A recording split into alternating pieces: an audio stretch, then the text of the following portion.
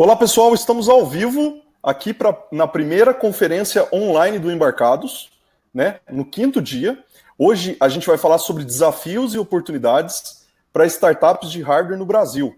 Essa iniciativa que a gente faz pela primeira vez no Embarcados é um oferecimento da Mouser Electronics, que está trabalhando com a gente e trouxe aqui para a gente essa oportunidade de trazer diversos profissionais durante toda a semana para falar com vocês. Estou vendo aqui, o pessoal já está online, tá? Vai falando se minha câmera está legal e se meu áudio está legal aqui. A Mouser, para quem não conhece, vocês podem comprar diversos componentes eletrônicos da Mouser, diversas ferramentas lá também, e também tem ferramentas de engenharia e vários datasheets e várias coisas para auxiliar vocês a trabalhar na engenharia, né, no desenvolvimento de novas soluções. Tem atendimento em português, tá?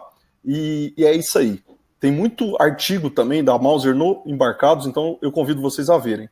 Vamos lá, tá tudo ok? Tá todo mundo falando que tá ok? Tem gente do Recife, tô vendo aqui que tem gente de São Paulo. Vão mandando de onde vocês são. Olha só, o Rodinei tá falando de Vila Velha. Então tem gente do Brasil todo. A gente vai falar de startups de hardware. Eu sou fascinado por esse assunto. Para quem não me conhece, meu nome é Thiago Lima.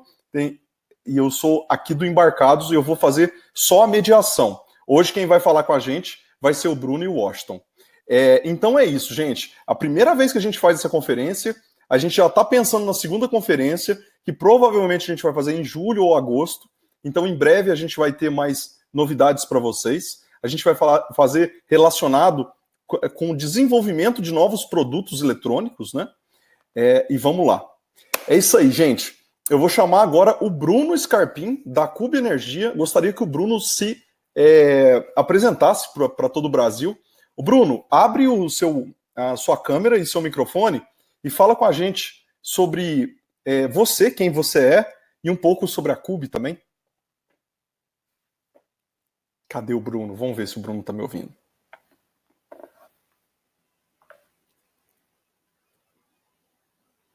Alô, Bruno?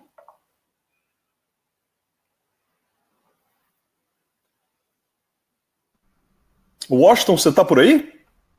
Tô sim. Então vamos lá, Washington, se apresente primeiro, que daqui a pouco o Bruno vem aí. Vamos lá. Tudo bem. Olá, pessoal. Fala aí, Washington. Sou o Washington Peroni, sou cofundador da Start Me Up. É uma startup que em 2017 surgiu com o propósito de levar a tecnologia para as indústrias. A gente atende desde da micro, pequena, até indústria grande, com o objetivo de aumentar a produtividade através de informação em tempo real para o gestor de decisão. Nós construímos um sistema de IoT, né, Internet of Things, Internet das Coisas, de baixo custo e não invasivo, que não demanda uma grande implantação custosa, para que seja quase plug and play nas máquinas, consigamos extrair esses dados em tempo real, através de um dashboard, através de aplicativos Android e iOS, entregar na mão, ele tem informação em tempo real para tomar decisão, mudar o que tem que mudar no dia e produzir mais. Beleza, obrigado, Washington. Obrigado pela apresentação. O Bruno, você está aí?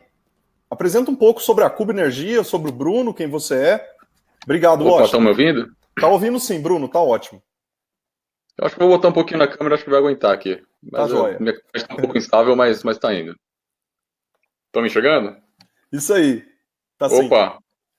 Então, meu nome é Bruno Scarpim, eu sou cofundador da Cube Energia. Eu conheço o Thiago, que a gente cofundou outra startup, quando a gente fez mestrado nos Estados Unidos. Coincidentemente, a gente fez mestrado nos Estados Unidos junto. Mas, enfim, eu sou formado na Escola Politécnica, eu sou engenheiro mecatrônico de formação, e eu tenho um mestrado em automação industrial. E foi no mestrado que eu e meus sócios, a gente pensou nessa ideia de começar com uma empresa no ramo de energia, né? Então, o que a gente faz? A gente tem uma solução bem verticalizada, né, que é desde o hardware até o software, que é uma plataforma online, né? Então, no final das contas, a gente vende um SaaS, né? Então, mas entregar a gestão de energia, a gente tem que fazer realmente a medição em loco ali. Então, por isso que eu acabo sendo uma startup de hardware, né? A gente tem um medidor de energia que ele tem sensores de energia, é um transformador de corrente mesmo, e a gente pode colocar em quadros, então, quadros de energia ou máquinas, enfim, dependendo como o cliente quer fazer o rateio dele, né? E aí esses caras, eles mandam informação para nossa plataforma, para a nuvem, né? E aí ele consegue ver todos os dados de energia e principalmente tem insights através desses dados, né? Que essa que é a ideia nossa, transformar esses dados em insights para tomada de decisão. É basicamente isso. Meu hardware é um medidor de energia, né? É isso. Obrigado, Bruno. Então, pessoal, Imagina. tanto o Bruno quanto o Washington... desliga a câmera, por favor. Isso. A internet está um pouco instável, então eu pedi para que eles desligassem. Então, pessoal, tanto o Bruno quanto o Washington, eles trabalham com dispositivos para a indústria, né? Eles trabalham com duas soluções diferentes, né? O Bruno mede energia e o pessoal da indústria tem insights a partir das medidas, né? Não é só o hardware que tem valor, e ele vai falar um pouco aqui sobre isso. Também tem o software, todo o sistema que eles criaram. E o Washington é a mesma coisa. Eles têm um hardware e também tem todo um sistema que é um sistema de software, né? Que tem, inclusive, aplicativo. E eles vão falar aqui em seguida, tá bom? Obrigado, gente. Obrigado pela disponibilidade de você, Washington, de você, Bruno. Vamos começar a conversa aqui, então? Bora, eu que agradeço, Tiagão. Obrigado. Vamos lá, eu queria começar então por você, Bruno, já que você está aí falando, e aí eu já puxo o Washington. O Washington, e é um bate-papo, tá? Por favor, você pede a palavra e já pode falar também, junto com o Bruno. Vamos lá, o primeiro tópico que a gente gostaria de falar é como a indústria está mudando e utilizando essas novas soluções, né, para agregar valor aos seus processos, diminuir custos, etc. Fala um pouquinho para a gente, Bruno. Bom, eu iria até incluir um pouco do segundo tópico, né? Eu acho que, enfim, todo tem o seu processo de peito para melhorar processos. Isso é uma coisa que andou em paralelo com o operacional da empresa, né? Mas essa coisa da inovação dentro da indústria é uma coisa que tem mudado bastante, né? E principalmente com essa onda empreendedora que a gente tem mais forte aí, sei lá, pelo menos nas últimas décadas, né?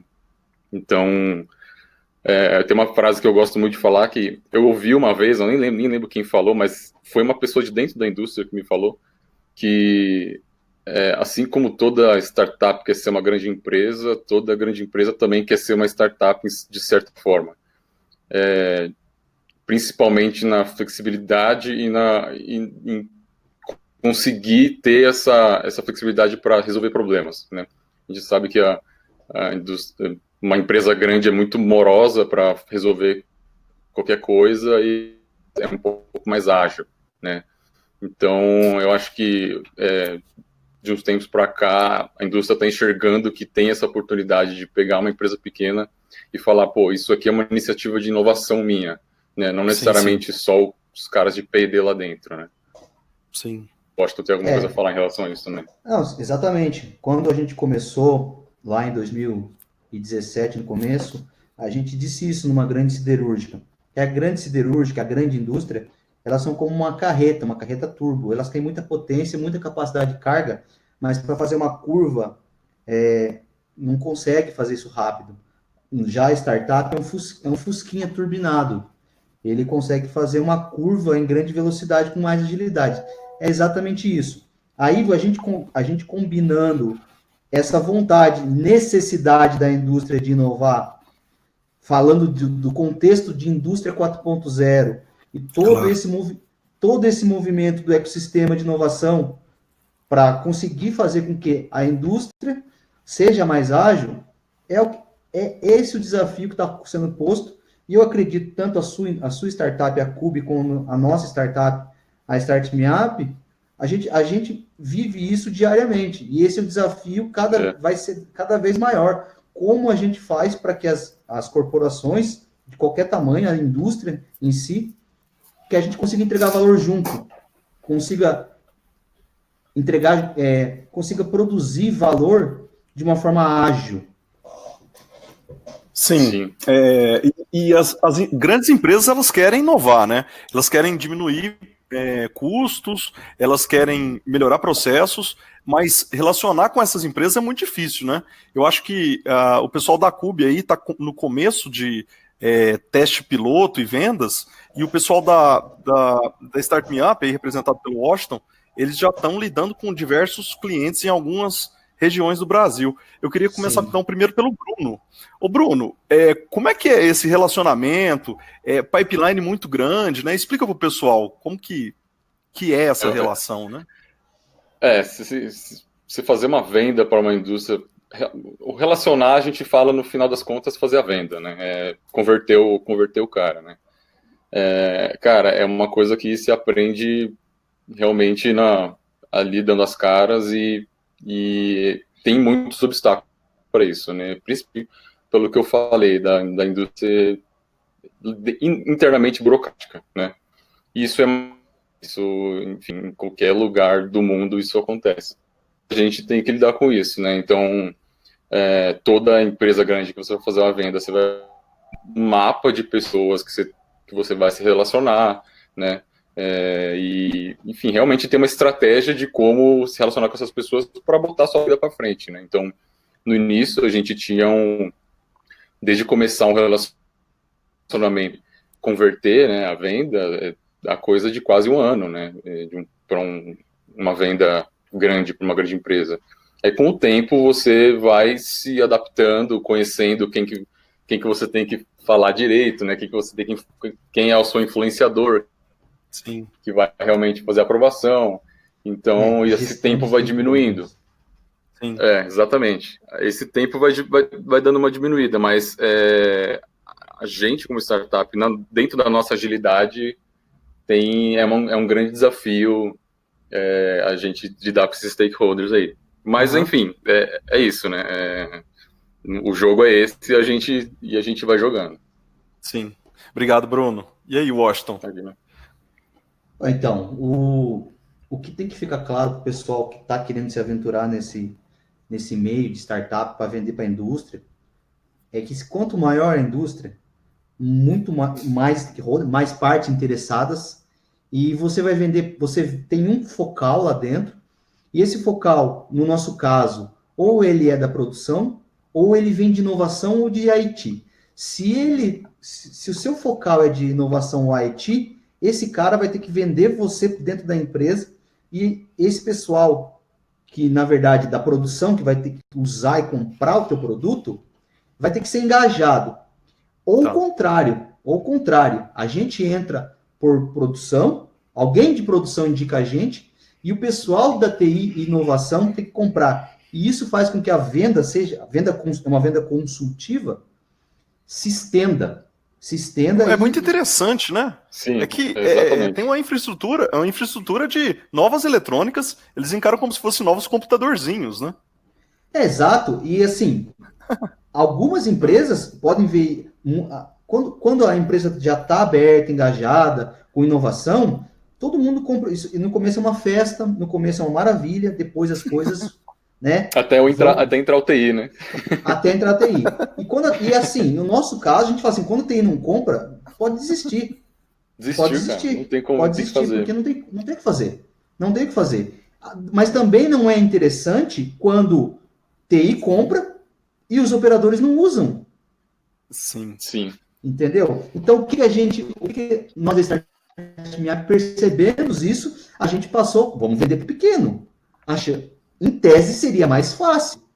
E em tese, realmente, o ciclo de venda no pequeno é mais curto quando o pequeno que a gente consegue atingir é o dono ou tem um nível, a persona que nós falamos, já tem nível cultural diferente. Porque daí esse focal, o cara é o dono da empresa.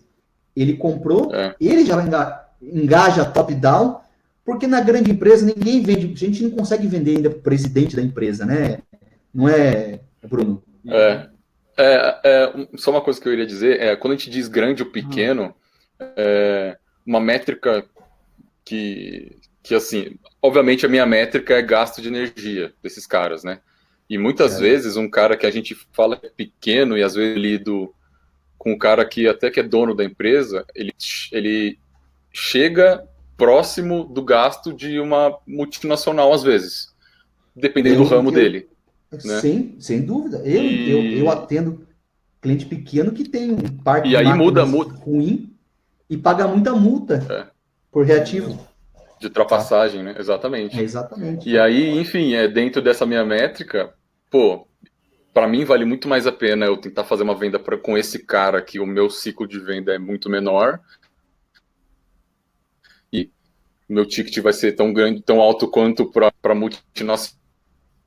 Eu vou ter que entrar num monte de compliance e às vezes eu nem sei se eu vou conseguir converter por causa dos compliances. Exatamente. E enfim, vai ser um trabalho meu CAC vai ser muito maior, né? Que é o meu custo para adquirir o cliente, né? Uhum. E enfim, às vezes eu não vou nem converter. Então, realmente, às vezes a gente fala grande, mas para mim assim fica bem claro que às vezes é multinacional, que eu tenho mais obstáculos, assim. Pelo menos por experiência, né? Não, é o mesmo cenário da gente. O mesmo cenário da gente por essas questões que a gente colocou. Tamanho, burocracia, compliance, que são todas regras. Não, uma coisa que é bom deixar claro aqui, que quando a gente entra no pequeno, a gente segue todas as normas de segurança, a gente segue todos. Meu cliente pequeno no Rio de Janeiro, ele tem ISO, tem segurança, a gente não faz nada que o técnico de segurança não autorize. Legal. Ser pequeno não quer dizer. Agilidade não significa pressa, nem que nós estamos fazendo as coisas nas coxas e querendo passar por cima de todas as normas. Não é isso. A gente segue as normas. Só que na parte da multinacional, na parte da startup, realmente a burocracia é muito grande. Os processos são muito grandes pela quantidade de pessoas envolvidas, pela quantidade de processos e realmente o ciclo de vendas se estende muito, o que dificulta demais a venda. Isso é fato. E o próprio a própria paciência do empreendedor também, né? Sim. E ele tem que ser muito resiliente, porque muitas das vezes ele não esperava que aquela venda demorasse tanto, certo? Sem dúvida. Exatamente. Afeta toda a tração, afeta todo o fluxo de caixa, certo? Todo o planejamento. Esse que é o problema da startup. Um dos problemas da startup de hardware, assim, a gente não faz o hardware por simplesmente saber fazer, a gente precisa fazer, entendeu? Tá dentro do nosso modelo de negócio, entendeu? E manter isso funcionando dentro do cliente é muito desafiador. Sim, agora, um dos tópicos que a gente se propõe a conversar aqui é o seguinte, desenvolvimento de tecnologias que envolvem hardware na vida das startups, né? E o hardware em uma startup não é um meio, ou seja, não é legal fazer tecnologia por tecnologia. É necessário que ela resolva um problema do cliente, então ele nunca é o fim. Na verdade, o fim é a solução, né? Que muitas vezes tem o hardware. Por isso a startup de hardware tem o hardware, né? Sim, o valor. Diz aí, gente. Vamos... Começa aí, Bruno. Acho que é importante, acho que até falar para os ouvintes aí, realmente, quando a gente... eu acho que dificilmente vai existir uma startup de hardware que vai ser para vender o hardware, né? Até porque... startup é uma coisa que envolve tecnologia e alta escalabilidade, né? Então, você fazer o hardware para vender o hardware, isso não tem alta escalabilidade, né? Isso aí você está vendendo um produto como qualquer empresa grande está vendendo um produto. Então, de fato, realmente, acho que na grande maioria, não sei se existe uma exceção, claro, né? Não sei, mas acho que a grande maioria dos casos, o hardware é usado para prestar algum serviço, né? Eu acredito que seja o caso do Washington também e é o caso da Cube, né? O valor que a gente quer entregar é a gestão de energia, é o cara conseguir enxergar o quilowatt-hora assim como ele enxerga o plástico, o aço, e fazer a gestão dele, porque o plástico ele sabe quanto está entrando, quanto está saindo, quanto que está indo para descarte, energia ele não sabe, né? Só chega uma conta lá em cima da mesa dele e ele tem que dar um jeito, o chefe dele tá enchendo o saco dele para diminuir aquilo, né? Claro. Então a gestão passa por isso daí, né? Então uma história interessante que a gente começou a Cube como Cube Consultoria, né? Porque a gente tinha terminado o mestrado, a gente falou, pô, o investimento já está feito na gente, né? A gente já é conhecimento, né? Agora vamos pro mercado, querendo ser consultor, né? Aí a gente viu esse gap no mercado de que realmente não existia medição, assim, não é uma coisa usual, né? E a gente, pô, já estava acostumado a mexer com dados, né? Então, pô, por que não existe um serviço de medição de energia, né? Ou Sim, pelo claro. menos realmente uma coisa consolidada realmente e que o pessoal, né, a indústria compra e enfim. Então por isso que a gente entrou nisso aí, mas pô, o valor que a gente quer entregar é a gestão, mas a gente precisa de ter um hardware para isso. A gente foi no mercado, todos os medidores em preço altíssimo, né? De marcas, enfim, Schneider e outras marcas. Landis-Green, né? Como é que é? Pois é, e aí é impeditivo para a gente, como pequena, prestar um serviço, né? Então a gente falou, pô, claro. Vamos desenvolver esse negócio aí, né? Aí a gente entrou nessa jornada aí de desenvolver hardware. É isso aí, é decisão make or buy, é decisão que make or fazer ou comprar. Se for barato, o mais barato comprar, eu tô louco para que alguém lance alguma coisa que seja mais barato. Porque desenvolver hardware, mais uma vez, a gente gosta, a gente sabe fazer, mas não é essa a finalidade do trabalho. Então, agora a gente está vivendo uma era de abundância que é maravilhoso. Eu compro o ESP32 aqui em Sorocaba a R$32. É uma maravilha, aqui na minha cidade, entendeu? Hoje tem uma era de abundância, mas assim, mesmo assim ainda é caro, por quê? Porque demanda muita hora minha para fazer isso. Isso é verdade. Sim. Não, e a gente é privilegiado também por essa onda maker, né?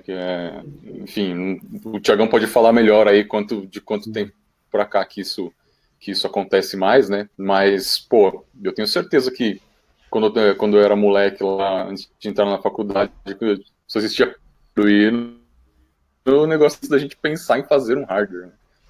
Então, sim, tem uma pergunta.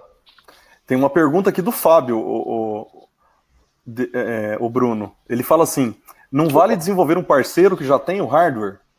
Eu acho que a coisa que vocês mais gostariam, vocês dois, é que tivesse um parceiro que fornecesse o hardware, né?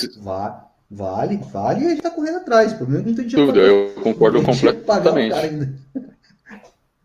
Concordo completamente. É que realmente não encaixou pra gente na época de a gente ter um parceiro. Hoje a gente está começando a prestar um outro tipo de serviço que envolve um hardware também. Também é de gestão de energia, só que não é essa medição com sensores, né? Uma medição é como se fosse um hardware que ele lê as informações do relógio de energia e manda isso para a nuvem, né? E isso a gente está desenvolvendo um parceiro que já tem, né? Então, para a gente é ótimo, né? Porque o parceiro já tem o produto consolidado, confiável no mercado faz tempo, e a gente só, enfim, consome aquilo dele. Isso aí. Então, perfeito. A gente não tem esse investimento nosso, né? Pelo menos inicial, e a gente fica tranquilo em relação a isso. Eu também estou estudando uns 2, 3 fornecedores. Que para comprar pronto já o hardware, eu embarcar só o meu firmware lá e mandar para os clientes, entende? Até para ter mais escalabilidade e tal. Sim. Mas isso aí que o Fábio falou faz todo sentido. É exatamente isso. Hoje a gente só não... A decisão make hoje é porque o buy tá difícil ainda. Mas vamos evoluir para isso. Acho que é a questão de encaixar, de fazer a engrenagem rodar, né? Encaixar os dentes da engrenagem aí, porque a gente tem pequeno, tá começando a andar, então o custo pra gente é uma coisa realmente difícil, né? O fluxo de caixa é uma coisa também sensível. Então, pô, se tivesse um investimento gigantesco, a gente ia lá comprar o Schneider, né? Mas não é bem assim. Vamos lá para o próximo tópico aqui. Eu não vou abrir minha câmera, não, porque eu não quero instabilidade, não.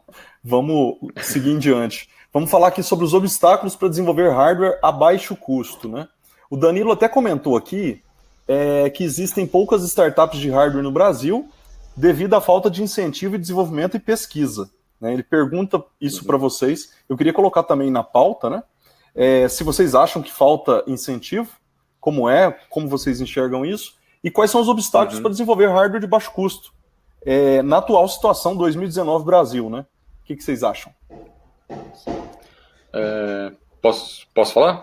Pode. Então, a questão de incentivo, eu acho que não só com... Assim, hardware, diferente de software, eu acho que é uma coisa que é um desenvolvimento um pouquinho mais melindroso, né? Envolve um custo maior de desenvolvimento de uma equipe, então você tem que fazer protótipo, você tem que testar aquela coisa. Então, tem uma questão de escalabilidade do seu fornecedor também, de você fazer um protótipo, de você fazer algumas unidades, você fazer mais unidades.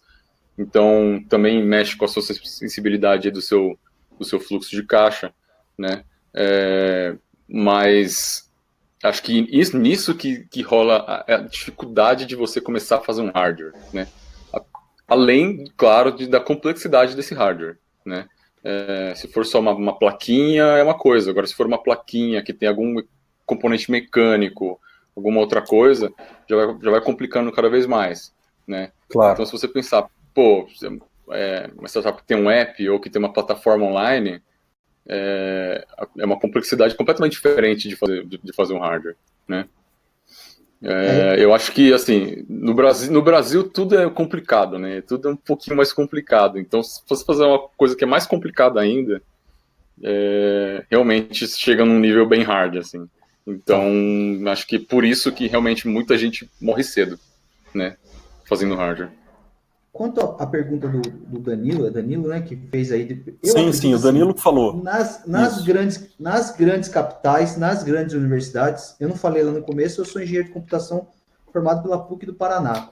A PUC do Paraná tem muita pesquisa, muito dinheiro envolvido em pesquisa de desenvolvimento de hardware, sim. Muito. O que não há é divulgação e também há pouca demanda de aluno, certo?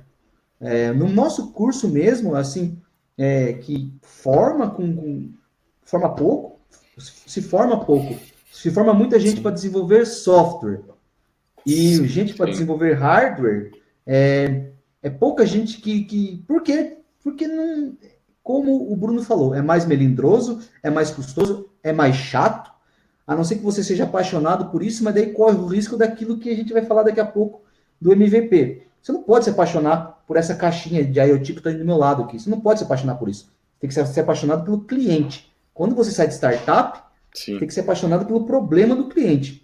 O IoT só é um meio. Isso. O hardware só vai ser um meio. Então, para quem está em grandes capitais, Sudeste, Sul, mesmo no Nordeste, e quer mexer com hardware, vá na universidade. Duvido Washington. Um curso lá que vai te ajudar a fazer isso. Washington, o Gabriel, ele faz uma pergunta que eu acho que você deu a resposta nessa último comentário. É o seguinte, ele pergunta aqui, quem tem vontade de abrir sua própria startup em sistemas embarcados, quais são os primeiros passos a seguir? Aí é esse aí, essa resposta do tópico 2 aqui, Mas você acha que achar o problema, é o que você falou, né? Problema. E ser apaixonado por resolver o problema daquele cliente. O problema, esse serviço, a gente mede produtividade. Tem uma sigla chamada OEE, que é Overall Effectiveness Equipment, efetividade global de equipamento. Foi o cliente na grande siderúrgica no Rio de Janeiro que chegou. A gente precisa monitorar a produtividade das máquinas no campo, cortadora de sucata. Eu não tenho isso, vocês conseguem fazer isso? Só que eu precisava isso online. Eu pensei, falei, cara, como eu vou fazer esse diabo?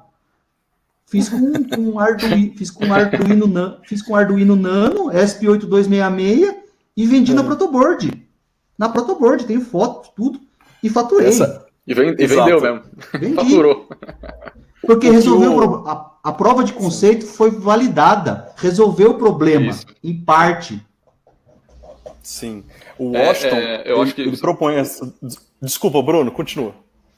Não, o Washington falou uma coisa muito importante, que é essa coisa de você entregar o valor, você resolver o problema, né? E assim, essa coisa...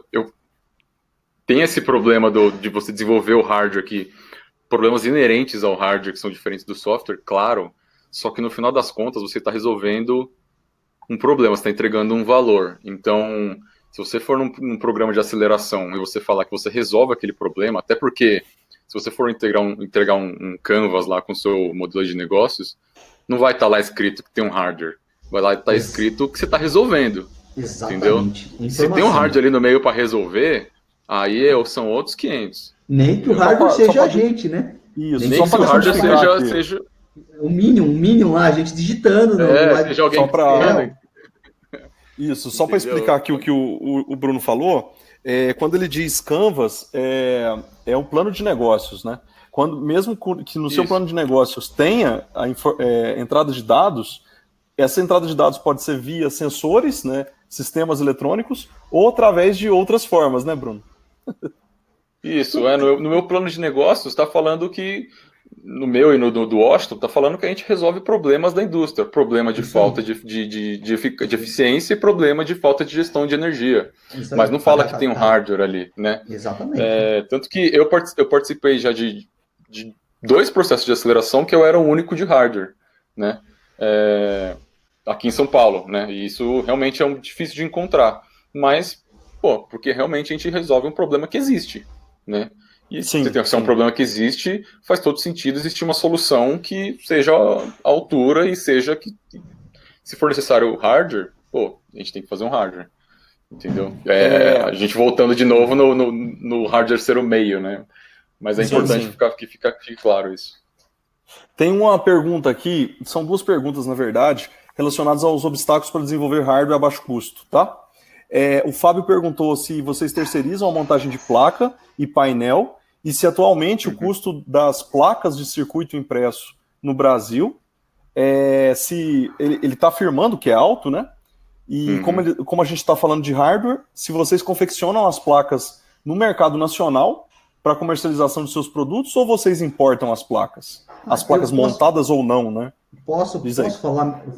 Já vou falar como eu faço. Claro. Para baratear, o que eu faço? Eu faço híbrido. Eu compro parte no Brasil e compro parte na China. E eu desenho no EasyEDA. Eu não desenho naquele Altium PCB que custa uma fortuna. Eu não estou com dinheiro para isso. Eu desenho no EasyEDA, que é uma placa, que é uma plataforma online chinesa, que você desenha, testa o circuito, já manda fabricar, eles te mandam 10 por $2. Paga mais $7 de frete. Enquanto chega isso, eu faço 1/3 do que eu preciso aqui no Brasil a R$ 1.200 as mesmas 10 placas. É isso mesmo. E nós montamos quando tem mais peças, 10, 15 placas para fazer, daí todos os sócios viram operador de montagem, técnico de eletrônica. A gente faz a placa e solda os componentes na mão. Sim, é possível. No seu caso é possível, né? Sim, no meu caso é possível. Sim. Diz aí, ô Bruno, desculpa. A gente passou por uma boa jornada aí das revisões das nossas placas, né? Primeiro eu comecei também com o Arduino, né? E, enfim, botei o Arduino no cliente lá, deu certo, rolou, não tinha nem conectividade nem nada, ia com cartão SD mesmo, ia buscar o cartão SD, depois entregava a planilha. Enfim, né? Tem que fazer a prova de que aquele valor aquilo tem valor, né? É um MVP, é um Sim. produto mínimo viável, né? Eu Exato. sou o Wi-Fi, né? Eu vou lá buscar um negócio no O hardware. cliente, Desculpa, vai, o cliente ótimo. só quer informação, né? Tá certíssimo, é isso Só que mesmo. informação. O cliente só quer informação. Aí a gente passou por um processo de... como eu sou engenheiro mecatrônico, eu fui robista de eletrônica por muito tempo, né? Inclusive, eu e o Thiagão, a gente fez junto nosso protótipo lá nos Estados Unidos, a nossa startup lá, né, nos Estados Unidos, né, Thiagão? Sim, sim. Sim. Aí eu desenhei em Eagle uma placa, coloquei lá um ATmega lá do Arduino mesmo, baixo custo, né? Deu certo não com a robustez que a gente queria ainda, né? Mas, enfim, a gente tem aquela mentalidade do fail fast, learn faster, né? Fale rápido para você aprender rápido, né? Então, fizemos esse cara aí para ir pro mercado, encontramos 1 milhão de erros, 1 milhão de problemas, pra gente até que, enfim, falar, não, agora vamos parar, vamos voltar para casa e fazer um negócio realmente que a gente fala, eu olho para um Schneider e a gente não vai ter nada a ver com o Schneider, né? Tá. E aí, nesse meio tempo, a gente ganhou um edital do Senai, que eu não sei se vocês conhecem, que se chama Edital de Inovação da Indústria. Sim. Né? Sim. A gente fez o ano passado, na verdade foi até o final do ano passado.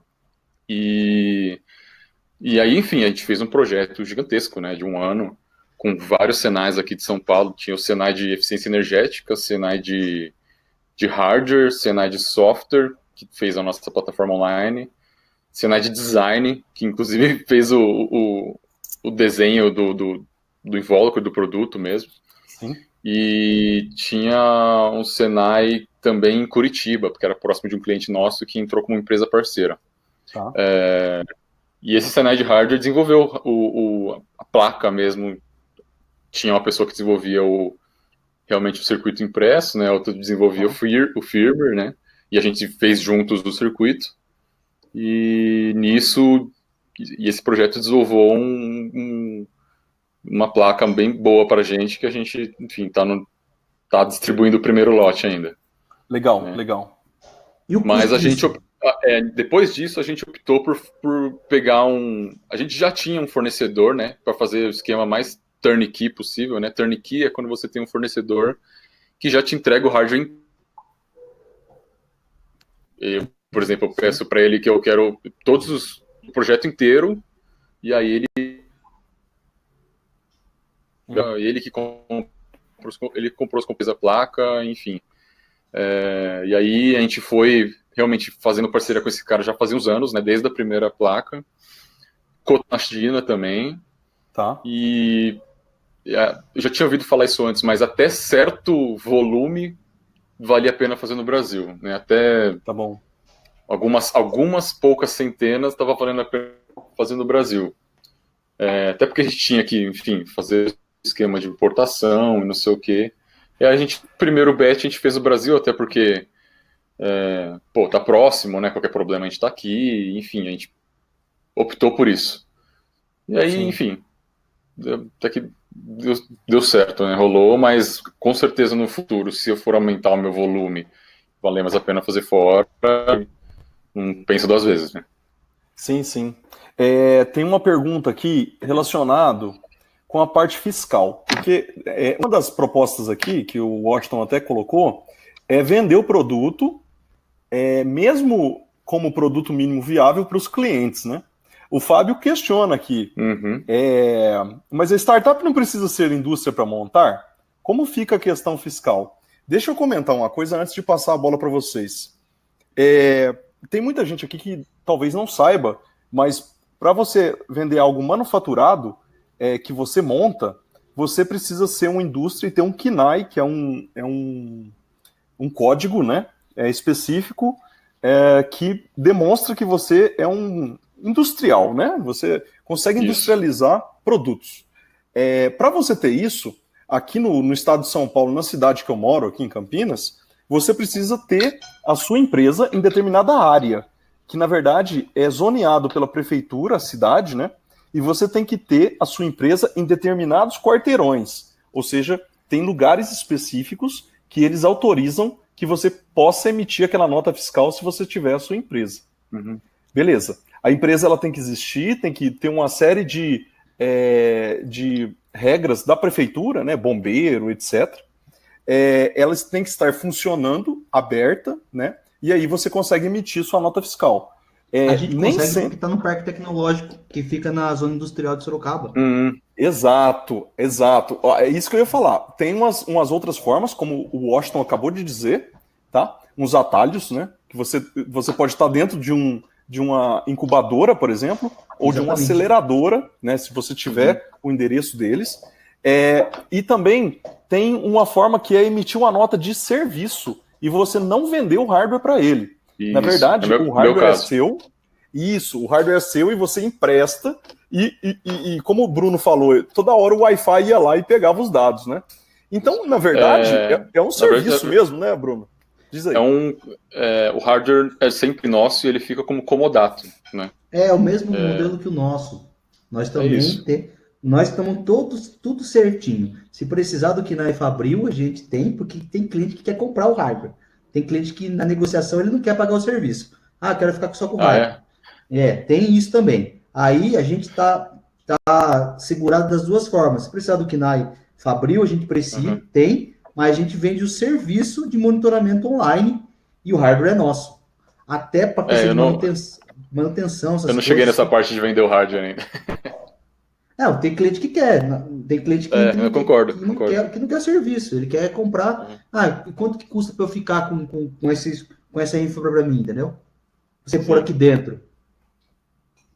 Eu só queria, se puder, fazer só mais um parênteses no que eu estava falando antes ainda, da produção. Quando você vai fazer um hardware e você vai fazer pouco volume, você vai fazer um lote piloto, vai dar problema no lote piloto, você vai querer fazer mais um lote piloto. Se você pegar uma empresa grande, a empresa grande não vai nem olhar para você para fazer isso aí, porque eles vão ter que parar a máquina deles lá que está gerando uma grana fazendo hardware para uma empresa gigantesca aí e não vai dar certo, entendeu? Os caras vão te cobrar uma nota e não vai dar certo. Então, essa empresa que a gente desenvolveu uma parceria para eles serem nosso fornecedor, esses caras são bem pequenos, né? Então, mesmo com o nosso volume que é pequeno, a gente é importante para eles, entendeu? Então, isso é uma coisa que também a gente aprende na prática, né? Tem muitas empresas que eu queria fazer cotação das placas para fazer turnkey, falando assim, para fazer algumas centenas de unidades, entendeu? O Bruno, explica o que é turnkey pro pessoal. É meio cruel esse mundo aí, mas enfim, não adianta. É assim que funciona, né? Então, é bizarro, né? Porque a gente pega um cara que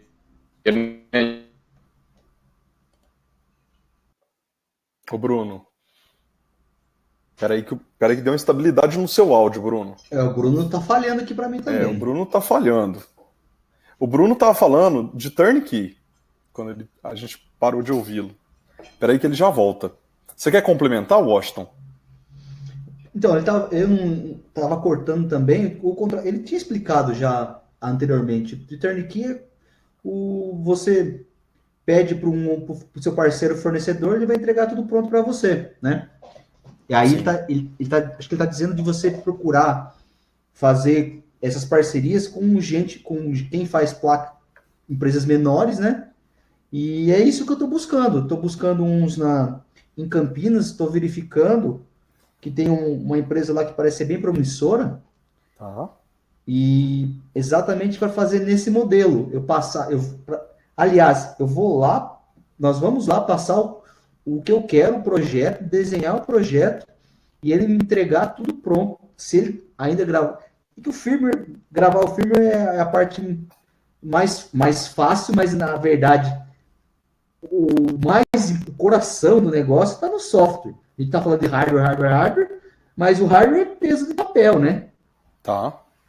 E o firmware mesmo que resolve o problema, né? Sim, sim, sim.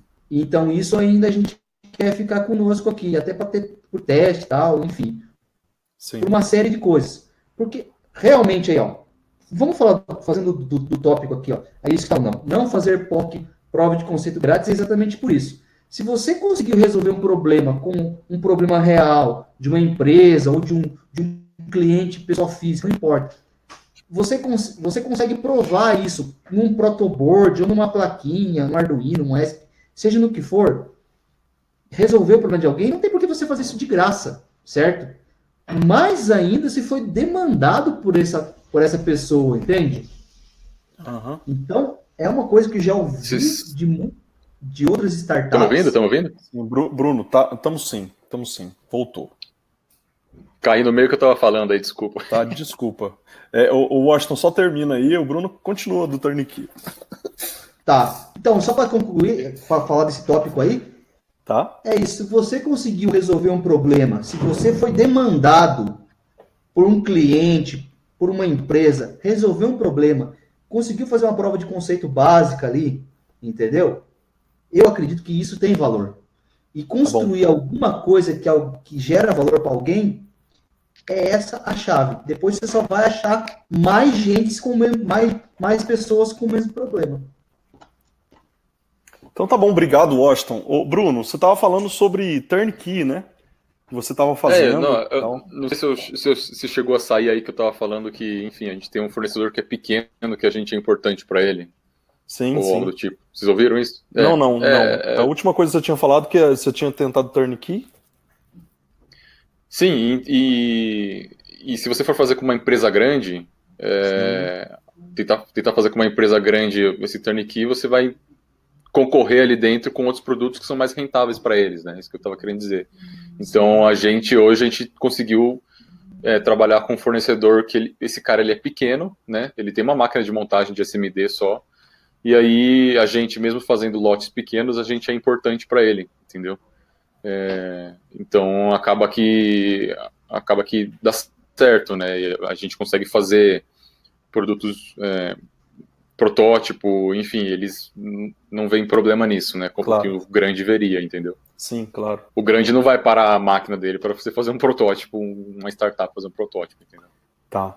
Isso no meu caso, né? Que uma placa, acho que deve ser um pouco mais complexa, que é montagem SMD, que enfim, não tem como fazer em casa, né? Sim. Tem uma pergunta aqui do Alexandre, que ele comenta sobre atualização de hardware. Ele fala que fazer um recall de hardware é muito mais custoso do que uma atualização de firmware, né? Sem dúvida. Ele até comenta sobre o hardware ser um peso de papel ou não.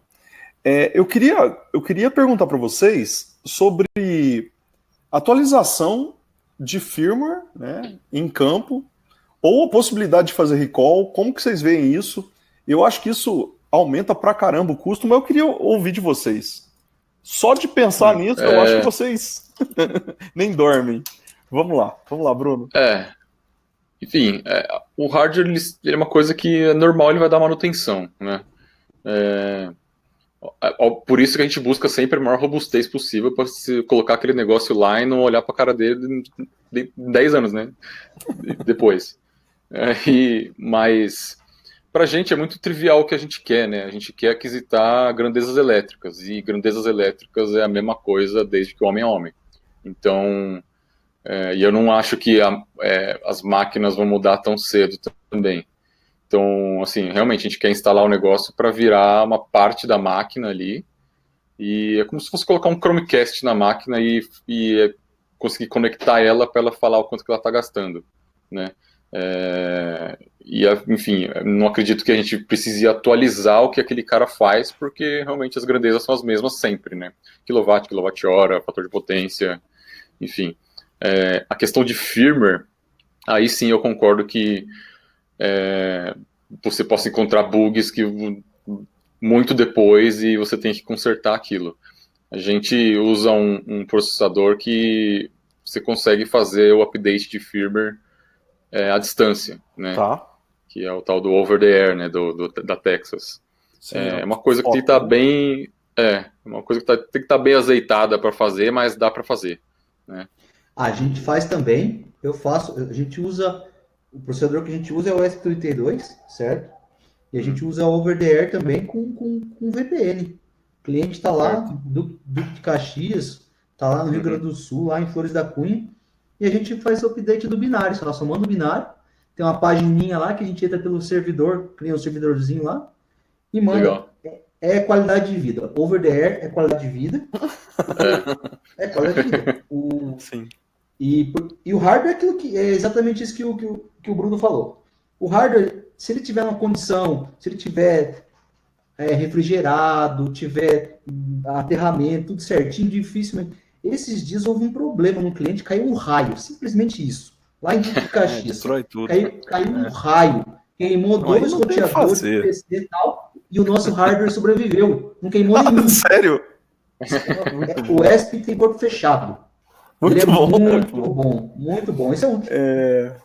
Então é isso. O over the air tem que ter o recalque. Até por isso também, para quem perguntou, essa parte está no custo. Essa parte, o hardware ser nosso, e se precisar trocar, a gente tem um SLA de troca, isso já está embutido no valor do serviço. Tem uma pergunta aqui, agora, do Roberto, que é o seguinte. Fora a homologação, o que é muito caro quando você desenvolve o produto? Desenvolver um produto é muito caro, né, gente? Eu queria que vocês falassem um pouco sobre isso. Roberto, eu te adianto que a homologação, sim, é caro, às vezes demora muito tempo, e dependendo da indústria, é complicado pra caramba. Inclusive, você tem que mudar o seu projeto na hora que você tem que estar fazendo a homologação. Eu queria ouvir de vocês. Bom, se fosse para deixar alguma dica, seria, vai para o mercado primeiro, consolida a coisa e depois pense em homologar. Exatamente. Porque todo mundo que eu vejo fala, se você for se ferrar por causa de homologação, vai ser porque alguém te dedurou, alguém quer te ferrar, cara, porque não é possível, assim, sabe? Pelo menos a gente que é a Anatel, né? Cuida bem o hardware, ver que realmente é aquilo, porque é um processo custoso e demora um bom tempo, né? Sim. São pelo menos 8 meses aí para você homologar um hardware Anatel, com uma empresa terceira fazendo para você, né? Com uma boa grana. Então, muita gente já coloca isso no custo do desenvolvimento desde o início, eu não colocaria, não. Uma outra coisa que eu ia falar também, que eu caí e passou a parte do POC gratuito. Sim. Que eu entrei, o Washington estava falando que realmente, você provou que o negócio tem valor, você tem que cobrar, concordo completamente. E uma coisa que é também bastante importante cara, você cobrar qualquer valor, você acaba sendo importante para o cara, sabe? Mesmo sendo um POC pequeno, que Sim. você cobrou R$1.000 ali, uma hora o cara vai falar, a gente gastou R$1.000 da nossa verba com esses caras aqui, o que a gente vai fazer com isso? Se você fez gratuito, o cara não tá nem aí, sabe? Sim. Entraram lá, colocaram um negocinho medindo lá, saíram e, enfim, não tem importância. Então, mesmo que... Eu conheci uma empresa que o cara falava que cobrava R$2 no POC. Eu achei até engraçado.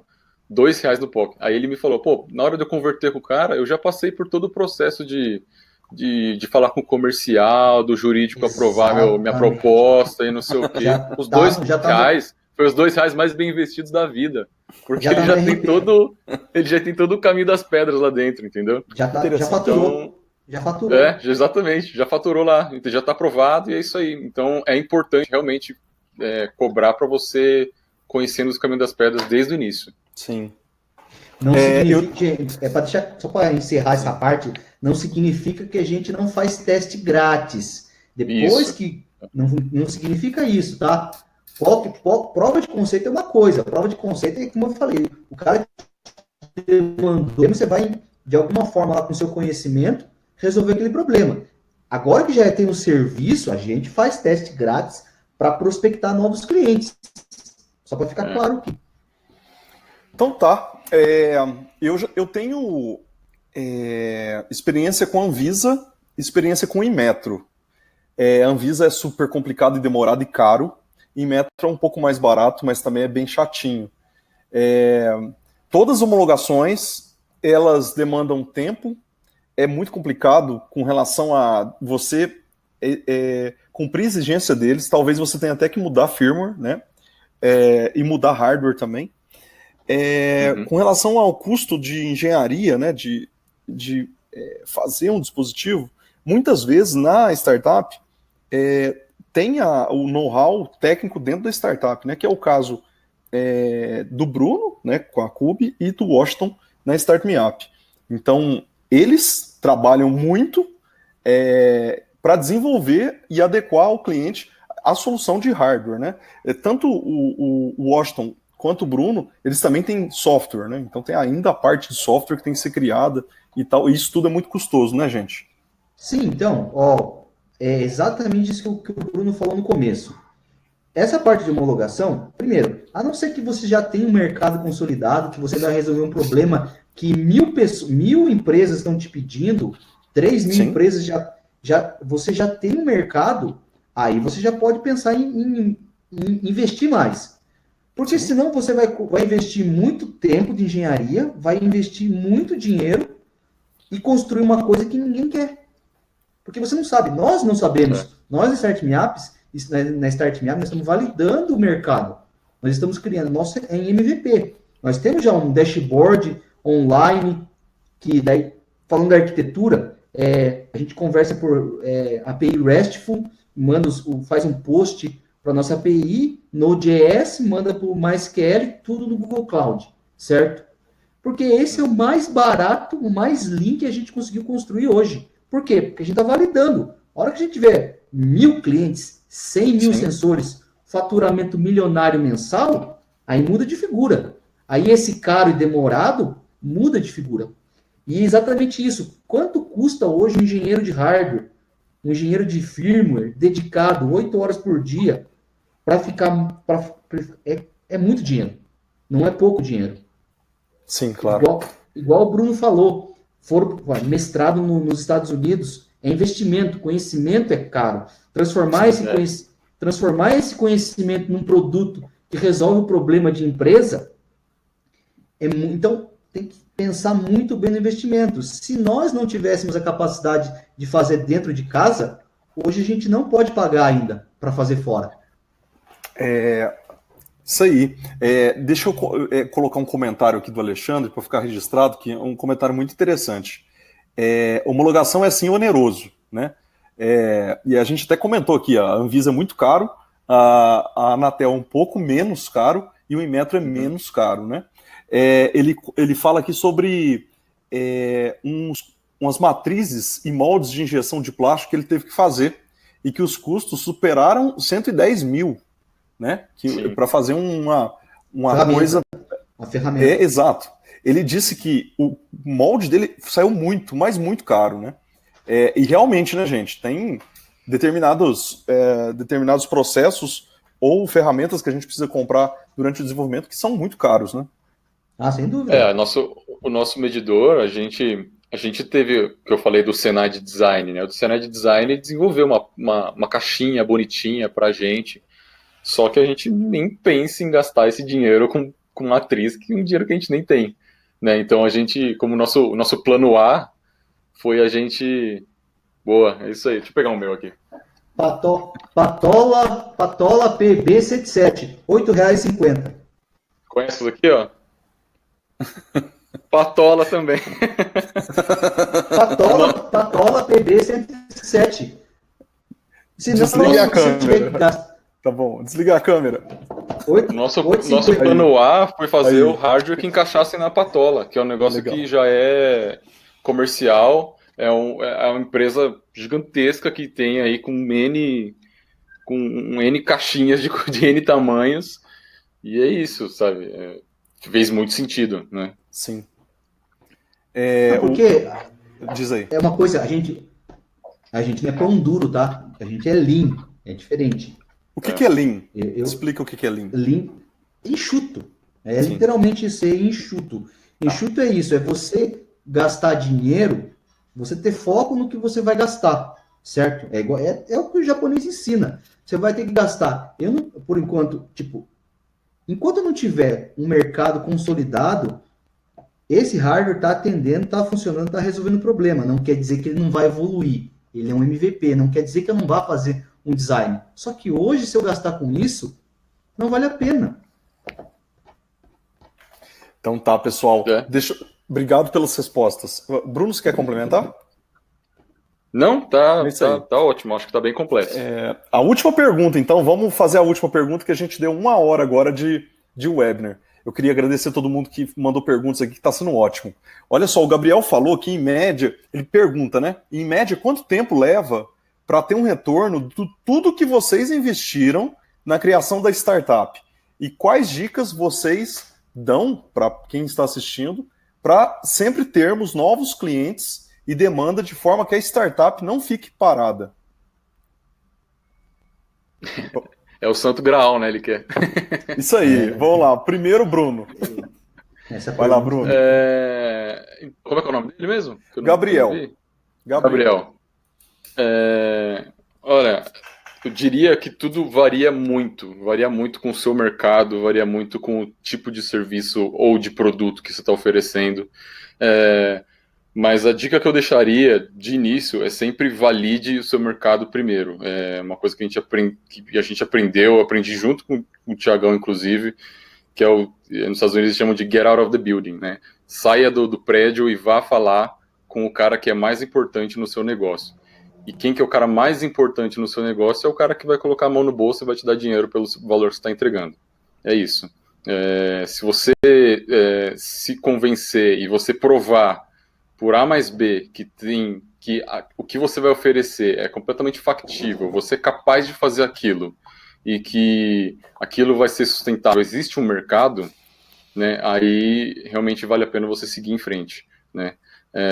Agora, realmente você falar de qual o tempo, mais ou menos, que leva para tomar isso é cada um no seu tempo, e isso envolve muitas coisas. Se você recebeu um investimento logo no início, se você optou por não receber investimento, obviamente cada coisa vai ter o seu ritmo, né? A gente, por exemplo, a gente não teve investimento, a gente foi no sangue nos olhos mesmo, né? A gente foi com o dinheiro que a gente tinha, né, juntado dos sócios, e aí começando a ter algum dinheiro entrando, e aí reinvestindo. Então, obviamente que isso é um ritmo muito mais lento, né? Mais demorado, mas é uma coisa que a gente optou, né? Assim como a gente poderia ter pegado no início, que, enfim, poderia dar uma acelerada muito maior na gente e a gente poderia estar em outro lugar hoje, não sei, né? Mas, de fato, é conhecer o seu mercado, conhecer sempre o cara que eu falei que é o mais importante, né? E aproveitar também a flexibilidade que tem de ser uma startup. Que se você viu que não é aquele o seu mercado, a gente chama de pivotar, né? Faz sentido você mudar o seu valor que você está oferecendo, vai e muda, né? Então, até realmente as coisas se assentarem, não existe receita de bolo, né? É uma coisa que realmente tem que dar as caras e é isso, né? Vai aprendendo na jornada, né? No meio do caminho você vai aprendendo. Legal. Exatamente isso. Sua dica final aí, Santo Graal. Não, então, isso, mais uma vez, essa é a resposta principal. Vai no cliente, depende do tamanho do seu mercado. Como a gente atende pequena, média e toda a indústria, o mercado é gigante, é bilionário, tem dinheiro. Então, eu posso fechar 2, 3 contratos amanhã e já ter o meu retorno. Como eu posso fechar 100 contratos nos próximos 3 meses e não ter o retorno? É que o retorno financeiro não é nem tanto assim, tem que estar muito bem alinhado com os sócios, é isso. É exatamente o teu propósito, porque tem muita coisa intangível que já deu retorno, entende? Que já retornou. Só o fato de realmente ter construído algo que resolve o problema de poucos clientes, mas são clientes, são empresas empresas sólidas, isso para a gente já é um bom retorno. Mas é claro que todo mundo trabalha pelo lucro, e é isso. Tem que ir para o mercado. Nós estamos validando ainda, nós estamos em discovery, em alguns momentos a gente acha que está tracionando. Discovery é descoberta de cliente. É exatamente isso aí. Sai fora do prédio e vai saber quem é o cara que paga você. Tá e é bom. isso que a gente está fazendo. O retorno vai para hardware, o retorno vai demorar um pouco mais do que para software. Essa na nossa startup. Obrigado, Washington. Valeu. Tem uma Valeu. coisa que eu queria adicionar aqui, que ele pergunta, então, sobre como faz para ter sempre novos clientes, né? E demanda recorrente. Uhum. Isso aí é no funil lá, a máquina de venda. Então, é importante você configurar uma máquina de venda, que nem sempre é trivial, né? Porque, principalmente... Thiagão é mestre nisso aí. Tem empresas que elas têm o seu vendedor também seu desenvolvedor, né? Ou seu realizador, né? E essa pessoa, ela não pode parar de alimentar, porque, na verdade, startups tem poucas pessoas trabalhando. E essa só tem duas pessoas trabalhando, né? Só tem dois cargos, né? Exato, 2 ou 3. É o cara que vende e o cara que ajuda a vender, né? Não tem...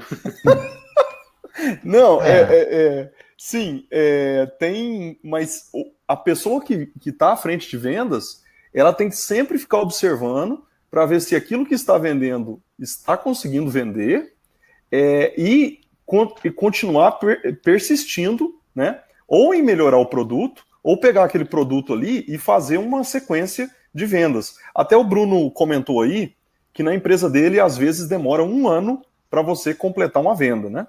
Então, se demora 1 ano, e se todo mês entrar um novo cliente, você vai ter uma escadinha, né?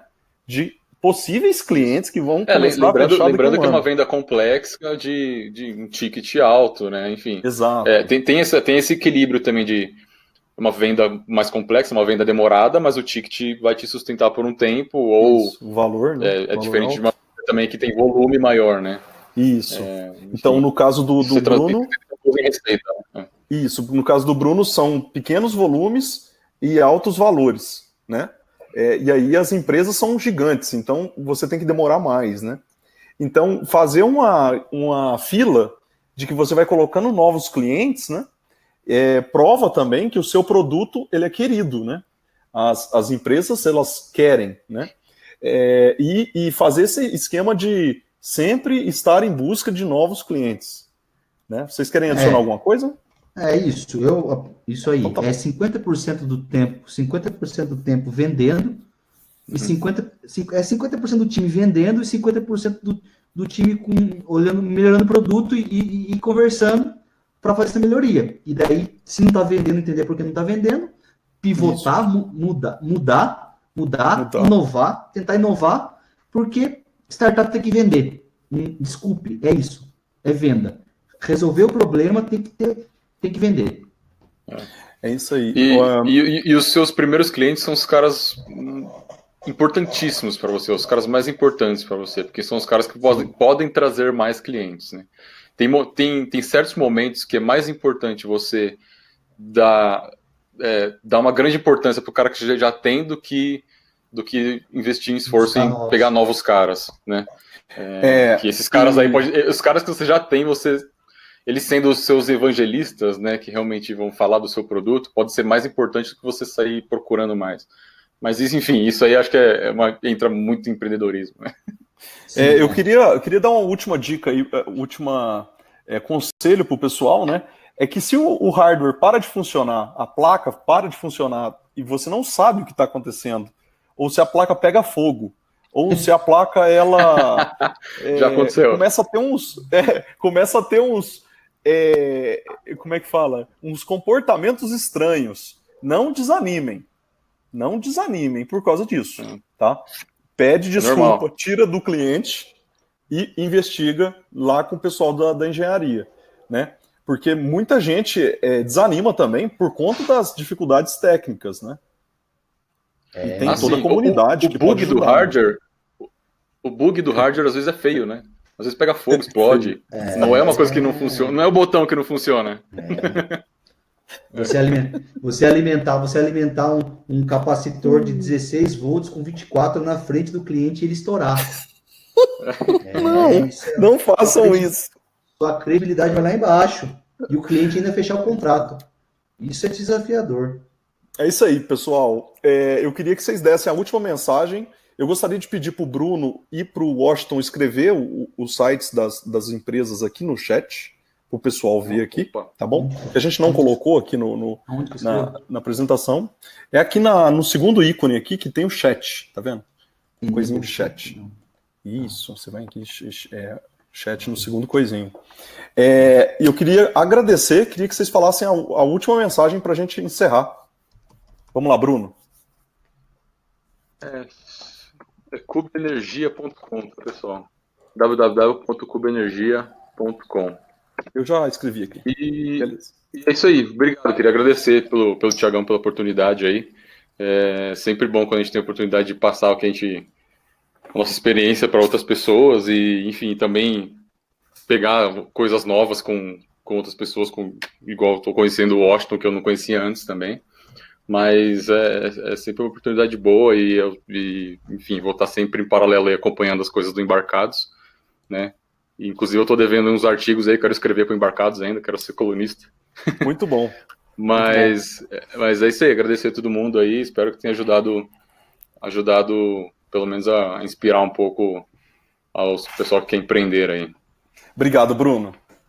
Vamos lá, Washington. Mesma coisa, obrigado pela participação de todos aí. Estamos à disposição. Ninguém aqui é o dono da verdade, estamos todos aprendendo. No máximo, nós somos os sócios da verdade. E estamos à disposição de todos aqui no ecossistema e abertos a aprender e abertos a novos parceiros aí, quem quiser fazer parte desse mundo de hardware aí. Valeu, muito obrigado. Obrigado, pessoal. Deixa eu só dar um último recado antes de finalizar. Essa foi a primeira conferência online Embarcados. A gente realizou por 5 dias seguidos, de segunda até sexta dessa semana, né? Que foi do dia 18 até o dia 22 de março de 2019, essa conferência. Todos os vídeos estão gravados, eles vão estar disponíveis no canal do YouTube do Embarcados. A gente agradece muito a Mouse Electronics por ter patrocinado a gente nesse evento aqui, ter dado essa liberdade da gente chamar os profissionais que a gente achou por bem chamar, né? Então, toda essa liberdade que a Mouser concedeu a gente para falar com o pessoal que realmente desenvolve tecnologia pensando em sistemas embarcados e internet das coisas, né? Hardware. A gente teve aqui especialistas, teve professores, teve especialistas, teve hackers, né? E a gente teve gente de mercado, gente de startup. Então a gente tentou cobrir desde tecnologia, né, até inovação e também uma parte hacker, né, open source, com o pessoal do Laboratório Hacker de Campinas. Então eu gostaria de convidar vocês a compartilhar conhecimento, tá? Vocês podem compartilhar conhecimento pegando o link do Embarcados ou pegando o link de outras empresas que também publicam textos e publicando na rede de vocês, para a gente gerar uma onda de conhecimento, né? Vocês podem mandar textos para o Embarcados também. Se você é especialista, fala com a gente, você pode participar de um próximo webinar também. E a gente gostaria muito de agradecer vocês que assistem os vídeos. Quem nunca assistiu os vídeos do Embarcados, a gente chama para assistir vídeos que acontecem nas quartas-feiras às 7h30 da noite, né? Às 19h30, ou se não, às 2 horas da tarde, né? A gente faz entre 2 e 3 vídeos por mês aqui no Embarcados. Com certeza, a gente vai produzir mais conteúdo ainda. Deixa eu abrir aqui minha tela só para dar tchau para vocês, tá bom? Então, galera, obrigado, galera. Abre aqui. Tchau. Valeu, pessoal. Obrigado. Valeu. Cadê o Washington? Cadê? Foi embora. Washington. Aí. Tchau, gente. Falou, pessoal. Obrigado. Valeu. Falou. Obrigado, gente.